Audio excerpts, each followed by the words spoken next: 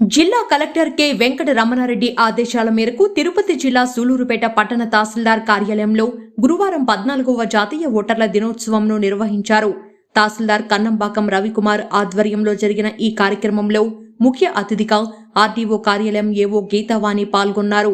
ఈ సందర్భంగా ఆమె మాట్లాడుతూ రాజ్యాంగం మనకు కల్పించిన హక్కును గుర్తు చేస్తూ ప్రతి ఒక్కరూ ఓటు హక్కు వినియోగించుకోవాలనే ముఖ్య ఉద్దేశంతో ఓటర్ దినోత్సవం జరుపుకుంటున్నామని ఆమె తెలియజేశారు. అధిక సార్లు ఓటు వేసిన 103 సంవత్సరాల కొప్పల అచ్చయ్యతో పాటు మరో 2 సీనియర్ సిటిజన్లను సన్మానించడం, అలానే ఓటర్ దినోత్సవం సందర్భంగా గోకులకృష్ణ ఫార్మసీ కళాశాలలో విద్యార్థులకు ఏర్పాటు చేసిన ఎస్ఐ రైటింగ్ కాంపిటీషన్లో గెలుపొందిన విద్యార్థులకు బహుమతులు, మెమంటోలు అందజేశారు.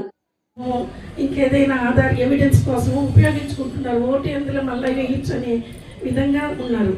అలా కాకుండా ముందు ఓటు మనకి రాజ్యాంగం కల్పించిన హక్కుని బాధ్యతగా భావించి ప్రతి ఒక్కరూ 100% ఓటు హక్కును వినియోగించుకోవాలనే ఉద్దేశమే ఈ జాతీయ ఓటర్ దినోత్సవంలో తహసీల్దార్ ఆధ్వర్యంలో కళాశాల విద్యార్థులతో ఓటర్ ప్రతిజ్ఞ చేయించి అనంతరం తహసీల్దార్ కార్యాలయం నుండి ఆర్టీసీ బస్టాండ్ వరకు ర్యాలీగా వచ్చి మానవహారం నిర్వహించారు.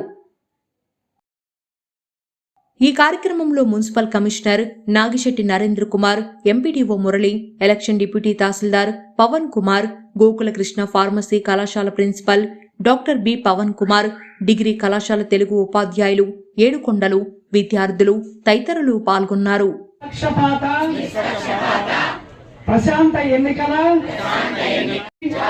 కులం, వర్గం, భాష